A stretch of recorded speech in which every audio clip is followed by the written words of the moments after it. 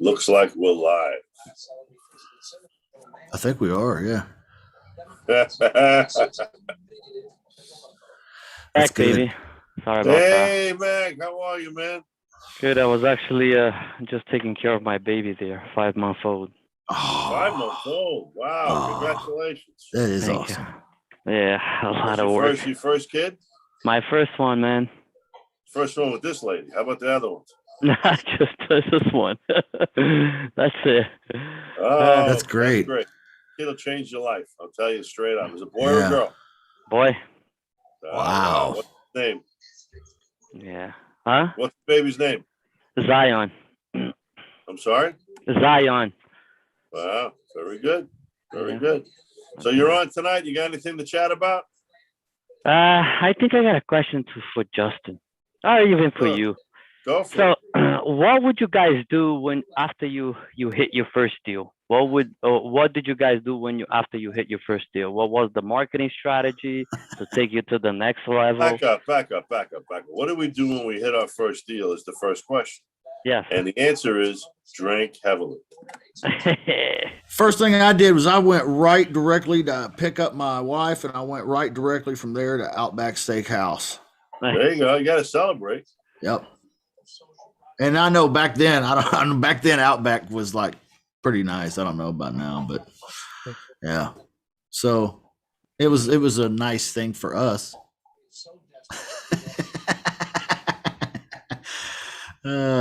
So yeah, that's the first thing you do is you celebrate. You take a portion of the money that you made, you put it back into marketing, and you rinse and repeat. But what type of marketing, like to take you to the next level then? There is no next level if you only sold one card. There is no next level. You're still there on the ground level. Yeah. I bought one house. Holy shit! All right, I got to ramp up now so I can do 100 a month. Yeah. No. Yeah. Those are the guys that get killed. Go do a half a dozen or a dozen houses, then you start talking about quote the next level. It's easy to get cocky. Yeah, a little bit. Get a little cocky. You get that first deal. You got maybe a few $1,000s in your pocket, and you're like, hey, I could really use this to make my life easier, to maybe just hit it really big. And then you end up blowing the money on stuff that doesn't work. That happened to me a little bit. That happened to me a little bit. So just stick to the basics. Basics. Yeah, Coach Steve is right. He's just saying, the next step after the first deal is the second deal. Now, once you get up to 3 to 5 deals, this is what I recommend. Okay. Especially if they were in a decent time frame, not like over the 18 months, but then you'll want to maybe consider outsourcing some of this to a virtual assistant. But the marketing is just the same. Maybe a little more, but that's it. Gotcha. Same. Why reinvent the wheel? If it worked the first time, why change a damn thing? That's what I think. Yeah. But if you get to the first one and you don't know how you did it, okay, well, that's a whole other story. So did you finish your first one? It's coming up. All right, good. I don't want to jinx it. Let's see next week so we can ring the bell. If it's a good deal and everybody's happy, it'll happen. Yeah. That's the way it is. Yeah. It's that same deal in Jersey we talked about? Yeah, that's the same one that we talked about. All right, good. Well, I hope you put it together right. I hope it all sails in the right direction and you're making money. Yeah. Yeah, don't be surprised if you have to, you've heard me say this probably, Dr. Justin, paging Dr. Justin to the emergency room. A deal needs assistance. It's like every deal has a way of, like a day or two before, rearing its ugly head. And that might be a paperwork issue, or it might be somebody got a little confused on something or whatever, But don't let that, when that happens, if that happens, it doesn't always happen, but if it does, don't poop your pants. Just breathe and just step through it, and you'll get through it, and it'll close. That's what everybody still wants. Mhm. Call Dr. Justin, the proctologist. He'll take you care. Yeah. No problem. Oh, jeez. Where you at, Steve? You look like you are at a hotel, man. I am. I'm in Fort Myers. I checked into a hotel down here for the night. I just came down here for a day or so just to take care of some more rentals that I didn't get the chance to do anything with 3-4 weeks ago. About, what was it, 5 weeks ago I was down here. So, but that's my deal. And I might have latched the deal tonight with somebody. Anybody want to hear about it? Yeah. I was sitting there. I'm sitting there getting gas in my car, and there's a guy yelling on the phone. He's standing next to pumping gas at the car right behind me. And I mean, this guy, if you're not going to pay the rent, I don't care. I'm going to throw you out. I'm going to burn the house to the ground. Holy cow. This guy's carrying on. So I let him carry on. I just made believe I had slowed the gas pump down a little bit. And I walked over to him. I said, "What's up, man?" I said, "I'm in real estate. How can I help you?" "What are you talking about?" I said, "You got you a landlord?" He goes, "Yeah." "You having issues with tenants?" He goes, "Oh." I go, "Yeah." He goes, "I got a house I want to get rid of right now." I go, "Right now," meaning you got bad tenants in it? He goes, "Yep." I go, "Yeah." He tells me where it is. Okay. "What do you want for it?" He says, "Make me an offer." I didn't see the house yet. I know the neighborhood where it's at. I know these homes are built right around 2005, 2006, 2004, right around there. Right. So we're not talking about a real old houses. And this house has been rented since him and his wife got divorced, and it's only been a couple of years. So I think he's got somebody in there that's squatting or whatever. "What kind of condition the house in?" "Great, doesn't need anything. I'm just tired of dealing with tenants." I go, "How many houses you got?" He goes, "One. One is enough." So what do you want? What can we make a deal with? I'm just standing there at the gas pump shooting shit because this guy, he's gonna go home and he's gonna fill out one of those forms online, and he's gonna have a parade of people coming through his house to make him offers tomorrow, right? I figure let me nip this in the bud. So he's got the house all this time. He turned it into a rental. Maybe it's been a rental longer. I don't know. He said he's writing it off as a rental. So, well, that's good because he's got another residence. Usually that means. So now he's in investment business as far as his taxes are concerned. So I said, "Well, what do you net with this house when people are paying you?" He goes, "Oh, $300-400 a month." He says, "And that's if they don't break anything." "Really?" I says, "Well, I'll tell you what, if I gave you $300-400 a month and I paid everything and I didn't bother you, would you be happy with that?" He says, "Make it 5. So what's the house rent for? What's the house rent for? He says, he goes, "When I get paid," he says, "between 15 and 1800. They just jack the taxes up. They just jack the insurance up. Now, forget about the $500. He says, "I'm going to meet with the guy tomorrow. And if this guy's real, I'm making the deal with him. This is past the point of being motivated. This guy, he lives in Indiana or something like that. He came down here just for this house, and he's gassing his car up, and he wants to go home tomorrow night." So wow, that's incredible. Wow, Yeah, look at yeah, that. yeah. That's potential cash flow right there. Yeah, well, I got to keep it for a year and then sell it and wrap a mortgage. He'll hold a mortgage. That's it. I don't have to go to the bank. He'll hold a mortgage. And this was at the gas station? Yeah, stand at the gas station. He's screaming at somebody on the phone. I think must have been the tenant in the house because they're not paying him rent. I said, "That's okay. I'll get him out. No problem. No problem." I said, I go, "If I'm going to solve your problem, I'm going to get paid for it." He goes, "If you want to take it with these people, you come on. Let's make this happen," he said to me. So we'll see what happens with that. We'll see what an incredible story. No, see what happens with it. It could fall apart. Who knows? Yeah. Well, but still, how it happened is like amazing. You got to keep your ears open all the time, no matter where you are. Yeah. Yeah. Well. So, anyways, we'll see what happens with that. I'll know what's going on in a couple of days. Yeah. So who else we got online here tonight? We got. Let's see. Where you gonna meet a guy like that?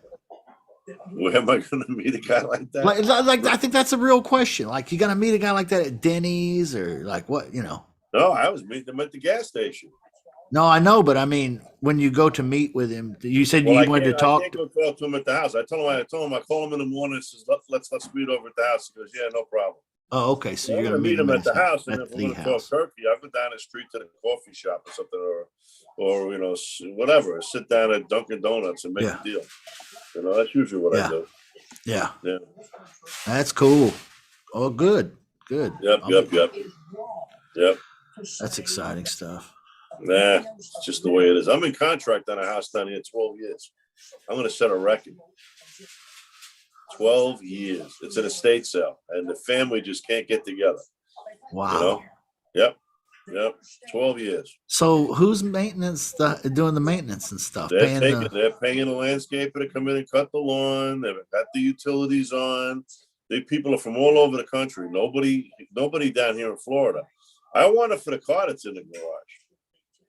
Yeah. There's a 66 Ford LTD in the garage with like 1,800 miles on it. And it's got license plates on it from someplace out in the Midwest going back to 67. The car is brand new in the garage with a lawnmower sitting on the hood of it. So, but is what it is. He had other houses also. I think they're stuck with all of them. That's why this isn't moving in the direction. 66 Ford LTD, big four door, like the car on the left. That's a 2-door. So this is a 4-door here. This one down, right there. Yeah, this car is all black. It's got those big, thick, heavy nylon seats in it. They were plush back then. It's black and red. Yeah, all that's black. interesting. Red. Yeah. Huh. Wow. That's the car right there. Yeah. Anyways. All right. So. Yeah, that's we quite had a crowd. Quite a crowd last week. Yeah. That went online and watched this. Yes. We get a lot of people on there to do that. Yes. Steve, can we check? Remember the mind mapping that you started the first time that you did the meeting, and you said we would go over the mind mapping, like the topics and stuff. Maybe can we look into the mind mapping again to talk about certain things? Who did that? I did. Yeah. I remember that. You remember that, Justin? Yeah, I totally do. And it was remember. like, yeah, I go back and find it. No, if you can find it, we can talk about it. But yeah, I don't know. I'm not organized like that. No, the mind map was over what? What was it? Was it conversation? Was it about selling conversation? Was it about the procedure to buy a house? It was about topics to talk about real estate. Yeah, that's all. Yeah, and you had a bunch of things there, like right. I remember. Was that maybe the tools needed, the additional tools that I used? That was another meeting. Okay, I don't know. Speaking of which, what's your goals for 2022, Steve? I want to hear from you. What? Your goals for 2022. I'll put it this way. I set an unrealistic goal a couple of years ago. This is 2022, 21, 20. It must have been 2020. I wanted to do a deal a week. No matter what. I mean, if I sold a car, that was a deal. If I wholesaled a house, that was a deal. But I wound up doing assisted living facilities that year. Those deals took a lot of time, made a lot of money, but those were part of the deals that I did. And at the end of the year, I sat back and looked. I actually did 55 deals that year. So wow. I did 3 more than a year. I'm not doing that again. My goal is to retire. I want to just, I just want to build up a little bit more income and maybe get a hold of some more. I like doing deals where I can get 100% seller financing or lease businesses out or go ahead and get do property subject to and bring in financing and turn them around and just be the bank. My goal is to get rid of the rest of the rentals I've got and turn them all into cash flowing. Just put them all in my bank. Gotcha. Build a bank. That's what I'm doing. So that's what I want to do. That's long-term money. You can't But eat. you're not looking to get more deals this year then, like to I'm have looking for them. Sure. If they fall into those three categories, Yeah. Okay, gotcha. To be the bank, basically, yeah. Be the bank. You can pay more than everybody else. Be the bank. As long as you get the terms. My terms, your price. Your price. Right? How's Ionati? Everything They're doing well. They're doing well. They just had their anniversary this weekend, I think. They're doing well. Yeah, they're doing well. I'll probably be running into them while I'm down here. So I just sent him a email the other day and he responded. Yeah, let's get together. Here we go. Ale House. Okay. So is he gonna do any events any time lately? He usually does 2 or 3 events a year. Okay. Yeah. I'll probably go to the next one.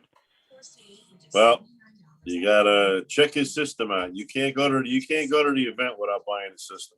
No, I already bought it from you. You'll go there and you'll go there and you'll be blind. You won't understand. You taught me everything. You taught me everything about options, so I'm good. Options. But he talks about more than options. I don't teach options. This guy over here teaches options. So simple. Give them what they want. When in doubt, give them what they want. Yeah. You should go out tomorrow. You're in Jersey, right? South Jersey. Jersey. Just go on a for sale by owners. Go out, get your contracts out. Go out and either put every house you can under contract, every other house you can under an option. Get the period for your checking the house out. Get that as long as you can. A closing date out as far as you can. And what's the worst that can happen is you don't close, you don't do it, or you have to go back and ask for more time. That's the gist of it. So now the odds of you doing what you want to do and making what you want to make when you've got, let's just say you've got shelves inside your office, and on each shelf you've got a box, and inside that box is a house. Now, if you got 20 of them on your wall, you're going to do some business. If you got 5 of them on your wall, you got a 5, you got a good chance.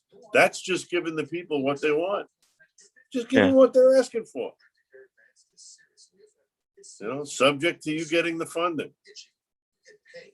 Yeah, no, I agree. I'm gonna try like hell to get you $400,000 for this $300,000 house that needs all kinds of work. But you know what?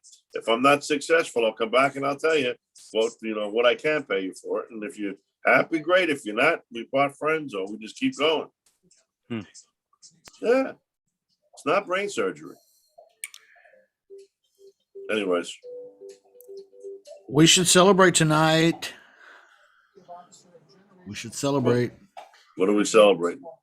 This is episode number 37 of the Deal Laboratory. No kidding.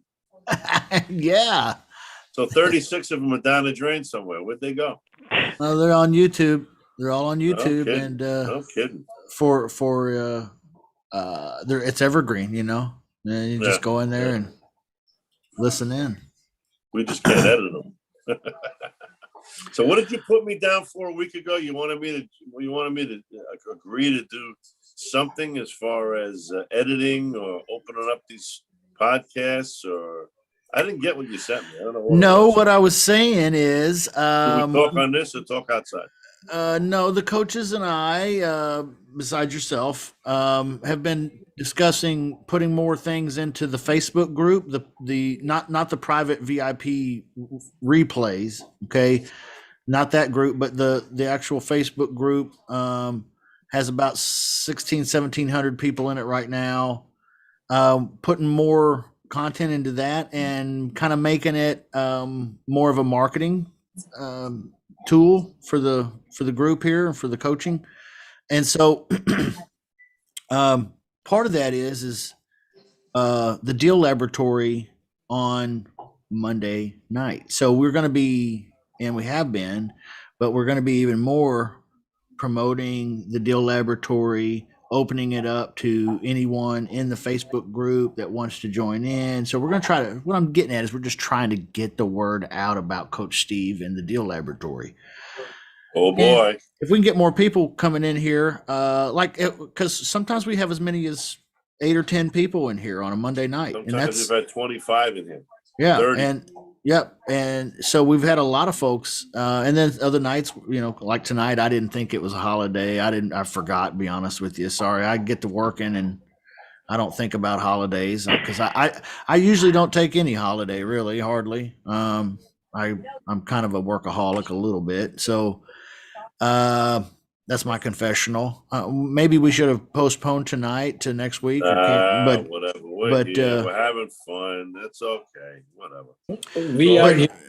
yeah. You guys, I appreciate you being here, Rick and Mag. Thank you for being here, and we got some Rick folks has a watching too. Rick, what's the question? I think he was gonna talk. Yeah, ask Meg a question. Go ahead. Nah, Yeah, you gonna have any more kids, Mag, or is that one enough for now? that one is enough for now, man. I haven't slept. I don't know if I'm gonna sleep ever again, so I'm just trying to. How about I go over to one of my tenants, and this is a nice guy, and he said, I tell him, listen, I need a roofer. He goes, oh, come with me. We walk 2 doors down, and there's a guy that rents a house at the end of the block, right? Spanish family, 15 kids. Wow. 15 kids, and none of them over the age of 13. She's got one kid in the hopper, as they say, and she's got one kid in like a knapsack on her back or something, and she's wandering around the house, and there's kids everywhere. 15 kids, and she's pregnant. Oh my God, that's number 16. What are we doing here? Wow. Crazy. That's a lot. A lot of kids. Well, that's wild. Yeah. I struggled with one. I mean, I struggle with one. I did. I struggled with one. Well, I got 2, and I got a grandchild coming in May. So There we go. we're looking forward to that. So That sounds like fun. Yep. You can just give them back after you had them for a while. Okay, here you go. You've got other grandkids though? What's that? Do you have other grandkids already? Nope. Really? Wow! Nope, Congratulations, Coach Steve. That's That's it. exciting, Yeah, dude. That's it. First one. Dang, Ah. that's Yeah, cool. my son-in-law finally decided, to follow the crayon directions I gave him. All right, take this. Never mind. I won't get into it. That was Oh, they're gonna love Grandpa Steve. Yeah, I don't know. I hope so. We'll see. Well, All right. I'm sure they will. I got Why a wouldn't question. they? I got a question here. Yeah. Go ahead. I want to do a lease option in my house. So, do you own your house? Yeah, my own house, because I'm gonna be probably moving here. I'm gonna go to PA probably. Really? Okay. Yeah. So, So What do you I'm What do you gonna want know. to? Do you want to keep it or you want to get rid of it? I want to keep it right now. I don't want to get rid of it, but I don't want the headaches of a tenant, So I want to. Finance it and sell it. Yeah. Well, on the financing. Yeah, finance. You get more money for it. You get a nice return every month. You get a more solid buyer, I'm sure. Somebody if puts you get 30, it 40 right. grand in Yeah. your pocket. How expensive is your house? Huh? How expensive is your house? The value? The value right now, I bought it for 225. It's probably 260 now. 260. Well, if somebody puts 25 grand in your pocket, all right, and that goes right to the Hook National Bank, all right, and you finance the balance over. You're not going to sell it for 260. You're going to sell it for 300 or 3.25 or something like that. Get 10% down. They give the guy 30 years, and what's going to be real enticing about that's going to be that payment, because the payment's going to be just cheaper than rent. And there you go. Now you go to Pennsylvania, you buy a house, you finance it, or you rent the house and stay liquid. Yeah. Steve, my own house. I sold my own house in April. All right. Got a lot of money. Obscene amount of money on Long Island. I lived on the water, right? So I'm renting a house out in Eastern Long Island. I'm staying liquid. Is it smart? I'm watching all these houses jump in prices. I don't know. I sat there and watched Mecum auctions last night. They were operating right in Kissimmee, right down the street from where I am. And the average prices there are up a minimum of like 40%. Some of them are triple. So what's going on? People are looking for places to put their money, but this can't go on. The adjustments on it, it's got to be. Adjustments coming. Adjustments coming. So I think the prices, see what they are. I think it's not gonna be nationwide. I think it's gonna be more localized. It's already started. But I think you're gonna see it more localized. The demand for homes, like down here in Florida, is off the tracks. You got people from 5, 6, 7 different states that are all trying to push in the doorway here. However, you go up north and into the Rust Belt, I bet you the demand's nowhere near as high. So, Coach Steve, this conversation made me think of this, but can you talk to us about performance mortgages and what that means, and if that applies in a seller finance type situation, or subject to if we may need a performance mortgage, or what that benefit might be to us, or maybe not? I'm not an attorney, so I'm going to tell you now. I don't have a lot of experience using performance mortgages. You say a performance mortgage. The performance is in the few documents, the few mortgages that I've been a party of, we have to use that. It was a paragraph that was inside of the mortgage. All right, and all it did was, let's say if you're what you want to call it, you're going to sell a finance. You're buying a house with seller finance, and you can jerk this guy around all you want in some states. If you're in a judicial state and you're not paying this guy, it could take him 5, 10 years to foreclose. Whereas you put a performance clause inside there, the clause will say, listen, if I screw up, if I'm 60 days behind, I agree to quit claim deed to lead the home back over to you. No harm, no foul, and you just keep going, or whatever you put inside that performance. It's guaranteed.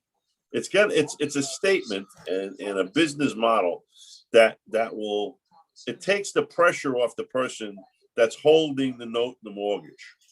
Same thing if you go ahead and you do you wrap a subject to deal. So now if you just take a mortgage, let's say you own a house, I come to you, you're paying whatever you're paying for whatever it is and how much, doesn't matter. All right. I take that mortgage on assignment. I don't give you anything. Now I just take it. Now I'm going to sell it to somebody else. That's going to explode. That could explode. It could explode. Whereas the right way to do it, you had people when they say you write a mirror mortgage or whatever the case may be. The right way to do it is to put your seller in there on a wrap it and make that a new second and let him hold the mortgage, so to speak, where if you don't pay, he can foreclose. Yeah. That's what your performance, it's like a covenant inside of a mortgage. Yeah. Inside of a loan document. So it makes foreclosure easier. It makes the seller a little more warm and fuzzy with the risk that he's putting up on the table. Okay. So and you can build these things. You can build these covenants into agreements, or just do it. You can just record. I mean, a performance mortgage, like you originally said. It would be like a second position type mortgage, actually, like on the deed. You could do that. I suppose you could do that. Okay. Mortgage is a mortgage. If you're going to record it. Yeah. Yeah. Huh. That's and what it is. Not adjudicated the same way, correct or not correct? Meaning, you say adjudicated, you mean through courts? Yeah. So let's say I'm in a non-disclosure, not non-disclosure, non-judicial. Non-judicial. You can't decide what a courthouse is gonna want to hear and not gonna hear. Okay, right? So you could be in a non-judicial state, the one that's the fastest in the world, and if they smell a rat, you're going to court. So if I'm in a judicial state, though, am I hamstrung here a little bit with the time and all that, even trying to foreclose with a performance clause or performance mortgage? Well, are you holding the mortgage? Well, I would be the mortgage owner. Like I'm the guy that is the bank. So you did the lending. What's that? Mortgagor? Mortgagor. You did the lending to your buyer. Is that what you're saying? Yes. Okay, so if you're asking for a performance agreement or a performance covenant inside your mortgage, you write it into the mortgage. The guy initials it, he acknowledges it. You know, there's all kinds of special terms. If you're going to hold your own notes and mortgages, you should have. Well, I'm just curious how I enforce this, though. That's what my question is, really, ultimately. If this guy defaults, let's say, and the performance clause becomes important to me, he could endorse a quick claim deed, and the attorney holds it in escrow. Okay, how do I? Let's say he refuses to. What is my recourse? He refuses to sign the quick claim deed. He signs it at the closing. Oh, it's just not recorded unless he's in default. Did you feel that shock just now? Did you feel that? Oh my gosh, yeah. That was great. Some courts won't accept because sometimes it's not dated. Or it's stale dated. You gotta be careful how you do it. You gotta have a good attorney that knows his way around the courts and knows his way around those documents. But you get it. If he doesn't agree to it, you don't have a deal. You don't even start. Yeah, right, because that's a setup. Yeah. Wow, that right there was worth all the money. Yeah, that's good. Thank you, Coach Steve. No problem, man. And you're right. This is a pretty popular thing that you do every Monday night. There's quite a few people that watch. Quite a few. They come on after hours. Yeah. I see it for the first week or two, and all of a sudden there's 150, 200 people on that have looked at it. It's pretty cool. Yeah. Pretty cool. They're not going to watch tonight because we're really not talking about much, but whatever. I feel like tonight's been pretty damn good, Coach Steve. We didn't have any beers. That's the thing. It's been good, yes. No alcohol. No, we didn't have any beers. I'm going to have pork chops and some mashed potatoes and gravy as soon as we wrap it up here with some. I hadn't even dinner yet. It's 10 o'clock when we wrap this up. So I'm going to walk across the street to the Waffle House. I'm at a hotel. Yeah. There's nothing around there. You can't beat the Waffle House, though. That's pretty good. You can't beat the Waffle House. If there's a Waffle House on one corner and then across the street on the other corner, there's an IHOP. What do you do? I go to the IHOP. It's a little more civilized. It's a little nicer. Yeah. It's a little civilized. It's a little more respectable. Yep. Oh, that's crazy. Well, I've had a good time. I've had a good time. It's all good. So anybody else got anything you want to chat about tonight? Anybody else? There's only, 4 of us on it? Yeah. Okay, man. That's it. It's all good. Yeah. Good. Mac, you got anything else, man? Now I'll bring you more news next time. There you go. Rick is on. Yeah, Rick! You need to go out to those FSBOs in your area and just start writing agreements. Rick, your mute button was on, Rick. You got it. There you go. Say it again, dude. No, actually, I was saying that my camera was off. There he is. What's going on, man? Good. How are you, sir? Doing all right. You got anything to chat about tonight? We're all good? Nothing. I have a couple of appointments. I have one appointment tomorrow and I think one next week. So let's see. Nice. Good. There's an older gentleman. I just started talking. This was after probably a year, I started talking to the sellers. I have not talked to sellers in a year. It's been on the sideline. So. And isn't it something those same people still got the same houses for sale? Yeah. It's amazing. Amazing. Well, and last year when you talked to them, what you proposed to them if you got that far, and they was, I'd never do that. I'll bet you they want to do it now. Yeah, true. Yeah, but this is a new lead that I am talking to. It's an older gentleman, been there for almost 30 years. So let's see what they have to offer. I'm going to go tomorrow and see. Older gentlemen, go slow. Unless it's a businessman, go slow. Yeah, I think they're from Korea or somewhere, like Chinese people, Su and Yan. Yeah. They are a little hard to talk. You know, they're pretty shrewd too. So, that's been my experience. You gotta, you need to be on your On P's your and game. Q's. You need to know what you're willing to lose before you go in because they know what they're doing. That's my point. Yeah. All right. True. So Just don't, don't show your hiney unless you're ready to get it all done. what will be your suggestion then with your experience and stuff like that, Coach Justin and Coach Steve? How to start the conversation with them? What would be your guidance? Say hello and listen. Okay. Ask them find out what they want, what they're looking for, and if you can build an offer around what they want, what they're looking for, Okay. what they need really more than anything else.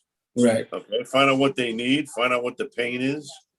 Okay. You know, blow it out of proportion, so to speak, is a little bit. Don't go crazy with older people. They won't trust you. Yeah. So Right. Get it signed too, quick as possible. Okay. Well, you're not going to get that done with these people. I'll be surprised. Man, you don't want anybody retooling the deal. That's my point, right? Yeah, because I think they went unless through you're walking. I'm sorry, go ahead. No, go ahead first. You go ahead. I said, unless you walk in the door right, and you're doing what we said a couple of minutes ago with a contract or an option, give them everything that they want. Okay. And now all you're doing is leaving the door open and go back and renegotiate again. So you do everything subject to funding. And watch this guy. Well, my cousin will fund it. You know, watch. You know. Yeah. So, you know, I've had a little bit of experience. One with a fellow from South Korea, and he had what he said was an old worn-out house that he wanted to get rid of. Well, I went up to this old worn-out house, and the way it sat, just the dirt was probably worth $2 million. Just the dirt. Kings, you're from New York, right? Aren't you?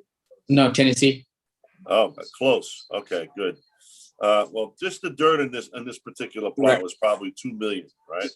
Old broken down house, he said.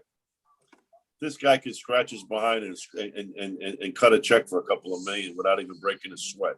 I said this to the guy. Well, why am I here? He's like, I want to hear what you have to say. Oh, thanks. See you later.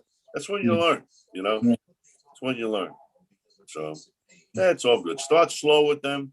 Give them what they want, and you can always go back. You know? They went with, and I think did an open door, you know, they fill up their form or some kind of, and open door told them that their house is worth between 249 and 280. And I said, what do you want for it? He said, and that will make you happy. He said, I want 260. So that's, I'm going with 260. But they also got fees on top of their stuff. Right. If it's like Zillow, they charge all kinds of fees. Yeah. So get a copy of their fees and everything in your pocket, in your toolbox when you go over there. You know? Okay. Okay, what's the house really worth? Is it worth 260? Is it worth more? It is around 260, 270. So what are you gonna do with it? Probably I'm gonna either just get under contract and try to flip it like what John teaches. If not, then see if they can do owner financing. But I'm gonna ask them what they want to do after, if they move, where they're gonna go and what is their plan, and offer them owner financing. If wherever this house is, go on. If you have, what is it? If it's a disclosure state, you can go it's on. In Georgia. If you go do a little homework and find out if it's got a mortgage on it. It's free and clear. Ooh, and they want income. Yes. They love income. So ask them, tomorrow. So, if I give you all this money, I mean, if I agree on your price, what kind of terms can I get? Shut your mouth. Okay. Don't know exactly what you're talking about. Right. What kind of terms? Whoa, what kind of terms? What are you talking about? Okay. Then you go into it, say, well, how long have you owned this house? Well, I owned it for 30 years. Well, you probably got a big tax gain on this unless you go and find another house to go and put all this money into. How about we cut your tax gain by about 50% or 60%, and I get you a cash flow every month? How would that sound? See, people don't bring the taxes into this. Right. When they ask for seller financing. The person's owned the house for a long time. And like my house, I had my house for 26 years. I paid, what the hell I paid for that thing? $600,000. I sold it for way over $1 million. Now I've got taxes that are due on a house. They're gonna forgive my wife and I the first $500,000, and I can probably show, I did repairs and this and that, and capital gains, so I'll probably wash it out. But you get somebody that's been in a house for 40 years, or 30 years, or 20 years, doesn't matter. It's a long time, and they've got no mortgage, and they've got that big spread between what they paid and what they owe. That can be a taxable event in some ways. Okay. Yeah. So should I do a little homework on that tonight. Okay. So should I ask them what are they planning to do after they sell the house, or just tell them so that, or just offer them what you're going to do with the money and You know what? If you do it John's way, John doesn't talk about financing. Nothing. He just wants to get it under contract for the 260. Give him and say, listen, let's go. If I'm going to get you the 260, I'm going to go to my funders, and just get them under contract. Now it takes the house off the market. Okay. Now the magic starts to happen. Okay. 2-3 more days go by, depending on, maybe you record a memorandum. Memorandum, to keep everybody honest, you know what I mean? And now the magic starts, you start working with your quote funders, you advertise the property, and stuff like that. If it's a real nice house in a real good neighborhood, you could probably sell a finance out of the house if it's worth 260, 270, you could probably sell a finance it out for 300. If you can get a 0 or 1 or 2% interest rate from this guy and mark it up to 6 or 8, wow, you got a big payday. Long term. Yep. Plus the down payment. Be the bank, or flip it. You're not gonna get it. Flip it. Once you flip it, it's over. Yeah. My goal is for long term. That's what my goal is. I like mailbox money. That's what the goal is. So let's see how it comes out. And then there's another seller that I talked to today. He has 11.3 acres land, and then he has this 4-bedroom house, and he wants to move to Georgia. He's in Georgia in a different city, but he wants to move close here. So I told him that I'm talking to this seller.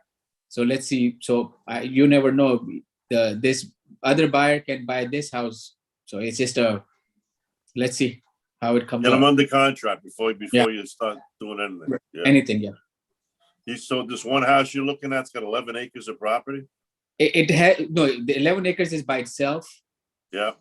And then he has another house, and he's interested in selling both of them and get a house that's free and clear. There you go. Go do a deal. Get him under contract. Yeah. So. Yeah. You probably got to do both contracts separately. Two properties separately. Yes. Yeah. Good for you, man. Good. Sound like you got it done. Yeah, I hope so. I have my fingers crossed. How'd you guys do with the snow and the tornadoes and all that stuff there? Actually, everything was fine. We had little snow for like hour and a half, but up north in Knoxville and other side but I'm in Chattanooga. Chattanooga's a nice city. Yeah. I drive through that when I go to Alabama. Yeah. So next time you drive by, stop by. Let me know. I might. Well, you hear it on this. I usually tell everybody where I'm going next. So. Okay. Yeah. Okay. Yeah. Good, man. Be online is just I'm not on the camera, depending on the situation where I am in. So I just keep my cameras off, but I'm there all the time. There you go. Well, congratulations on your appointments too, and good luck with Yeah. those. Thank you. Best of luck with that. Yeah. Now you're one of John's customers. Just get his agreement together and go to town. Give them what they want. That's how can somebody argue with you if you're giving them what they want? Right. It's a beautiful thing. Stop and right up his next door neighbor while you're there. Right. And I'm debating on before like the other ones that I did a year and a half ago, I was taking them to UPS and have them notarized the memorandum. With this older gentleman, should I be calling a mobile notary, or what should be the best way to notarize? Are you in a notary? Is Tennessee a notary state? Tennessee is notary. For the memorandum, yes. Yeah. And well, Georgia. Then, if you get that far and you're that, depending on your relationship with them, you might just go down to the local corner bank and get the one of your, you find a notary there, or an insurance company, or a mobile notary. Okay. Chattanooga, you shouldn't have any problem getting a mobile notary. Yeah, You can also do them online now, yeah. So, if you're really, really stuck, look for an online notary. Okay. Good luck, man. That sounds good. Good for you. There's an application called Notarize, just so you know. Okay. Yeah, I've done it before. They just bring you in a notary, and then they just ask for ID, and then you scan it with your phone. It's pretty nice, and that's it. So it's like a Android application or it's a iPhone? Doesn't matter. It's an application. Yeah, both. It's called Notarized. Yeah, Notarize. That's what it's called. Okay. I'm gonna check out tomorrow morning. They sweep the information right over to Moscow, so you're in good shape. Be careful where it's going. Yeah. Thank you, Mac. Sounds good. All right, man. Sounds good. Thanks for kicking in there, Rick. Yeah. Good to see you, man. Same here. All right. I'm going to see Steve next week. Next month in February. Should be back on. I might be over. I might try to go over to. There's a small meeting over in. Let me think now. What's the name of the town? It's not St. Pete. It's right over there by St. Petersburg in Florida. He has a meeting every Monday night. And there's some pretty heavy hitters there, and it's free to go, and he welcomes everybody. They meet at a pizza store that's there, but a pizza restaurant. But I haven't been there in a while, but I know he's doing it every month. You know who this guy is. He does Bill Cook? Names. I'm sorry? Bill Cook? No, but he's with that group, that same bunch. He does a lot of everything with him was seller financing and trusts. Larry. Yeah.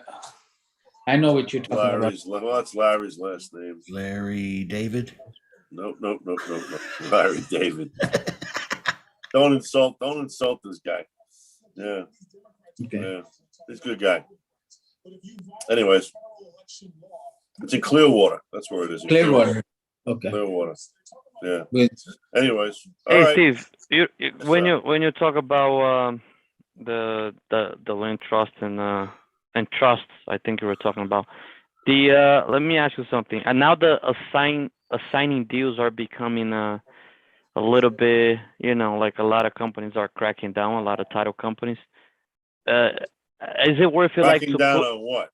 On the assigning contracts? Got the wrong title company. You need an investor friendly title company. What would you say about putting the deals under a trust and then selling the trust? You're way ahead of yourself. Don't worry about it. Forget about that shit. Just Why? do what you're doing right now. Because I'm going to tell you, most attorneys outside of really areas where they do trusts don't like trusts because they don't make money on them. Most trusts are 2-3 pages long. They're not a big deal, and they don't get recorded. That's another thing they don't like. Trust title companies don't like them for the most part because properties can really flip around to a half a dozen different people, and they don't know who they're guaranteeing the title insurance to. Who owns this damn house, or this property? So, trusts. If you have a problem flipping a property, open an LLC or open a corporation. Just flip it in the corporation. Flip the corporation or flip the LLC. Mm-hmm. Yeah. Who's got something to say about that? Let them. They can talk all they want. But don't worry about it. I hope you have that problem. Right. I know, right? Mag, I hope you're thinking way too far ahead. Don't worry about it. Your biggest concern right now is go out and get contracts signed. Just go. Give people what they want, bring them back, and let's beat them up. All right. That's the goal. Don't worry about all the rest of this shit. It's all minutia. It doesn't matter. Right. I don't know that it's that. It doesn't matter. Just bring it back. You'll have something to work with. All right? I don't think it's that. Like the way you said it, Mag, is like title companies everywhere are telling everybody we don't do assignments anymore. What I've found is that what they want is they want a form. A lot of them just want a piece of paper that says that property address blank is being assigned. This contract is being assigned to so-and-so for a profit seller sign here, buyer sign here, whatever. They Okay. prepare the document. Not even a big deal, really, if you're No, doing this intelligently and properly, and with an investor-friendly title company. yeah. Well, that's one that's not even all that investor friendly.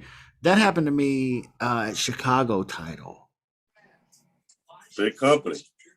Big company, big company. Or you find yourself a real investor-friendly attorney and let him handle it. Yeah. That's what and that's the best thing is though.